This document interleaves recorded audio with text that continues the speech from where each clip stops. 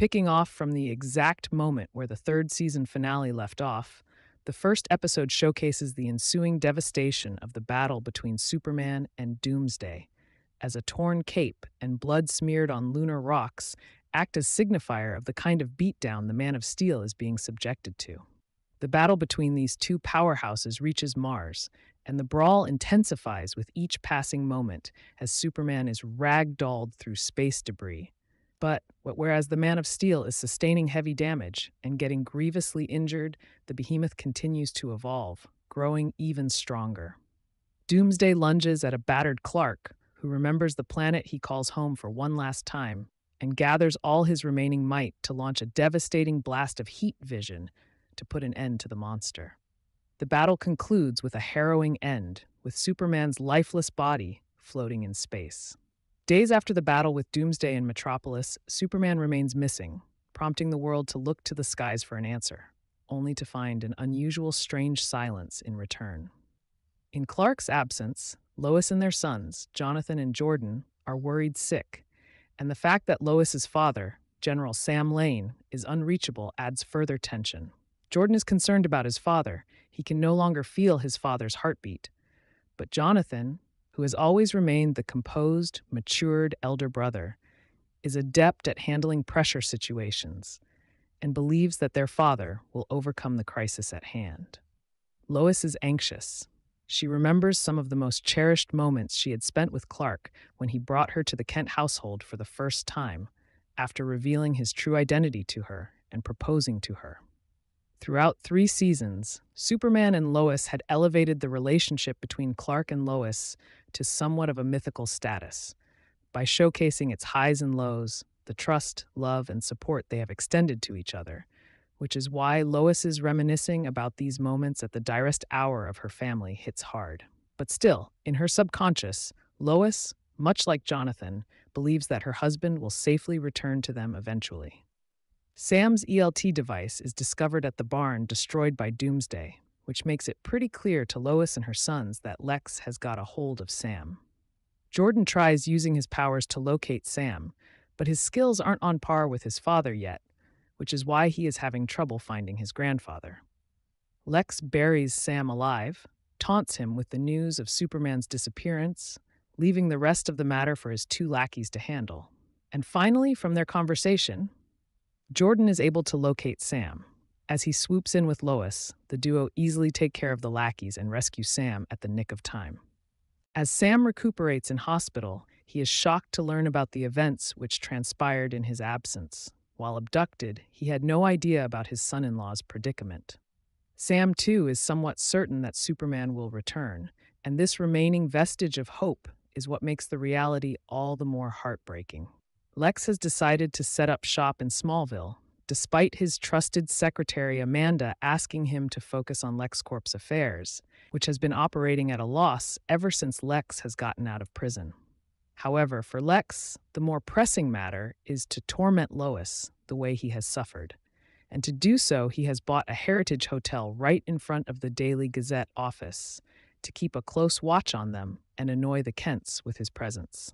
Lex blames Lois for wrongly incriminating him in the Boss Moxie murder case all those years ago, which resulted in his 17-year imprisonment and estrangement with his daughter, Elizabeth.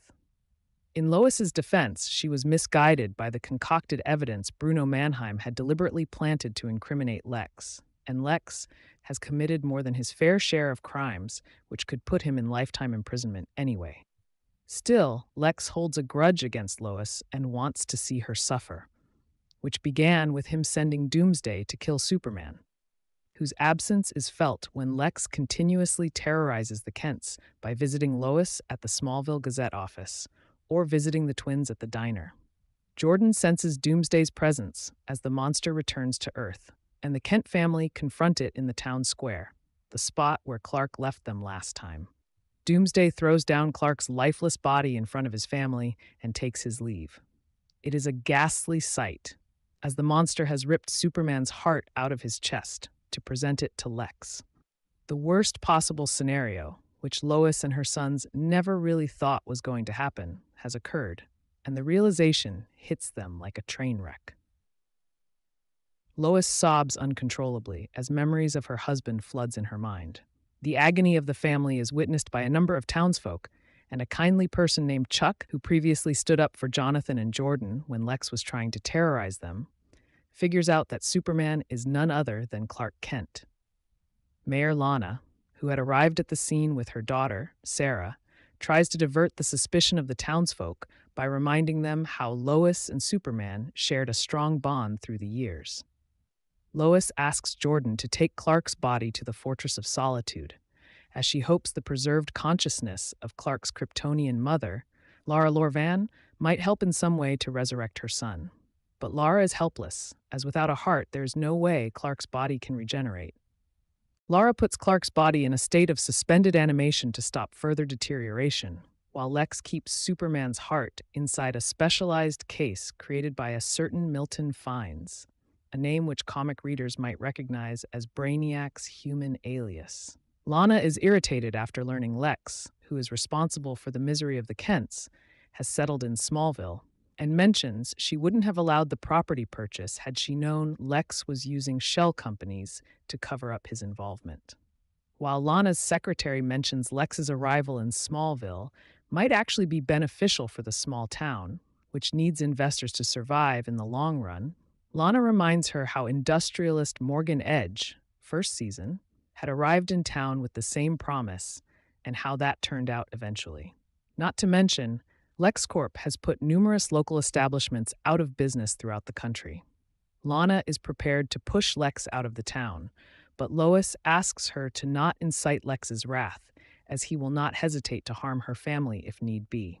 Lois finds herself in a terrible state after realizing that, as a journalist, she has to reveal the news of Superman's death to the rest of the world. Jordan is not prepared to accept the terrible truth about his father's passing, and learning from Lara that they might be able to bring Superman back if they are able to find his heart.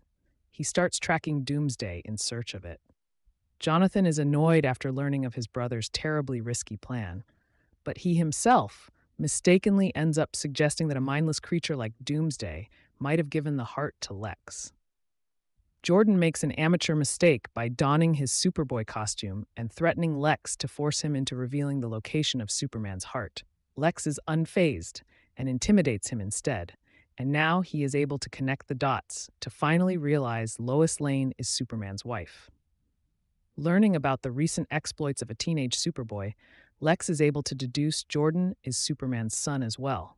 And as Lois pays him a visit with Jonathan, he delightfully shares his recent discoveries with her. Lois is livid with Jordan, and after returning home, she harshly scolds him. The reason the Kent family moved to Smallville was to protect Jordan's secret identity as Superman's son. And now, in his desperation, he has given away his identity to the worst threat their family has ever faced. Jordan is dejected by Lois's remarks, but he is convinced that finding Clark's heart is their last chance of bringing him back to life. Jonathan continues to warn his brother to not act rashly and put the family in more danger than they are already in. On the other hand, Sarah is eager to help her friends, Jordan and Jonathan, in this perilous hour, and after learning that Jordan and Jonathan are trying to get the heart from Luthor, she helps them by stalling Luthor, who is visiting at the diner she works in. Jordan once again ventures out on his own after sensing Clark's heartbeat and reaches a shipyard guarded by Lex's men. Jonathan goes to the hotel Lex has checked into to search for the same, and Lois learns about all this after returning home, when Lex makes a sick prank on her by calling her from Clark's number and forcing her to choose to save either of her sons. A desperate Lois makes a call, but it remains unknown which of her sons she had chosen at the end. Lex had set a trap for Jordan, who fell into it headfirst as Lex's goons incapacitate him using kryptonite lasers, and instead of Superman's heart, he finds a Superman figurine. Lex's pettiness and hatred knows no bounds as he destroys Superman's heart by stomping on it right in front of a helpless Jordan. Lana, who had realized about Sarah's foolish plan of allowing Jonathan a window to search in Lex's hotel, rescues Jonathan in the nick of time and brings him to Lois. Later on, Lois is relieved to find Jordan safe as she and Jonathan find him in the Gazette office, But after learning from him that their last chance to bring Clark back to life is gone as well, she is appalled once more. This time, Jonathan is traumatized as well, as he too secretly believed that there was no way that Clark would ever meet such a fate. Jordan blames himself for the mishap, and to some extent, Jonathan blames him for it too. But Lois manages to comfort her sons by mentioning that what matters is that their actions were motivated by a desperate sense of hope. On the other hand, Lana discusses with Sarah about her plans to push Lex out of the town, but at the same time she is afraid for her family's safety. Jordan informs Sarah that Clark is truly gone, as his heart has been destroyed by Lex, and as she reveals the sordid truth to her mother, Lana is aghast. Like Lois and her sons, she held on to a sliver of hope, which has been snuffed out by a vengeful madman.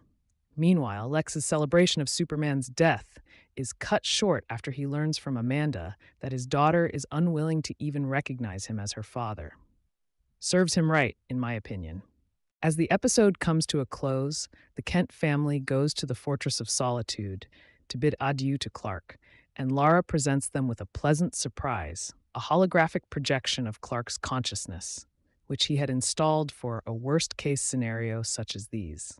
Lois is agonized. She never thought she'd have to meet her beloved husband this way, but at least there is some solace in having a chance to interact with Clark, whichever the form might be.